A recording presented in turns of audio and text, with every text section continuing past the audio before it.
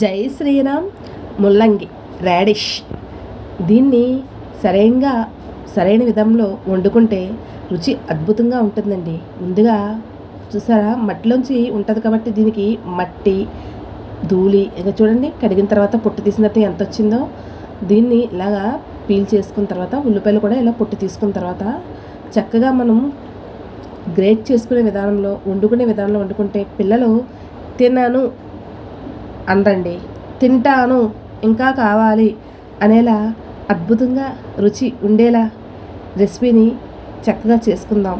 అయితే రెసిపీలోకి వెళ్తే ముందుగా అల్లాన్ని పొట్టు తీసుకొని, ఉల్లిపాయలు పొట్టు తీసుకొని, ఎల్లుల్లిపాయలని పొట్టు తీసుకొని చక్కగా ఇలా తీసుకున్న దాన్ని మనం పొట్టు తీసుకున్న ఈ రాడిష్ని ఇలా గ్రేటర్ సహాయంతో చక్కగా కోరుకోవాలండి. అసలు అది గ్రేటర్తో కోరింది కాకుండా, మొక్కల్లా ఉన్నది కాకుండా, రుచి తెలియకుండా ఉండేలా ఉంటుంది. చూడండి, అసలు మనం చేతికి తగలకుండా ఇలా స్పూను ఫోర్కు ఏదో సహాయంతో లాస్ట్ వరకు కోరుకుంటే చేతులు నొప్పి పట్టవు.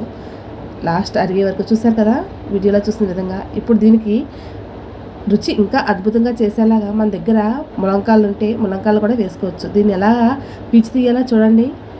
ఇలా పీచు తీయాలి. తీసిన దానికి చక్కగా పాత్ర పెట్టుకొని దీంట్లో ఉల్లిపాయ, పచ్చిమిరపకాయ, కరివేపాకు, పోపులు అన్నీ వేపిన తర్వాత ములంకాయలు కూడా వేపి దానికి కొంచెం ఉప్పు, కారం, ధనియాల పౌడరు వేసి కొంచెం నీళ్ళు వేసి సన్నని మంట మీద, హై ఫ్లేమ్లో కాకుండా సన్నని మంట మీద దీనికి ఆవిరి మీద ఉడికితే ఈ రుచి అమోఘంగా ఉంటుంది. చపాతీ, రైస్, రోటీ ఏదైనా సరే సైడ్ డిష్గా మనం తినొచ్చు.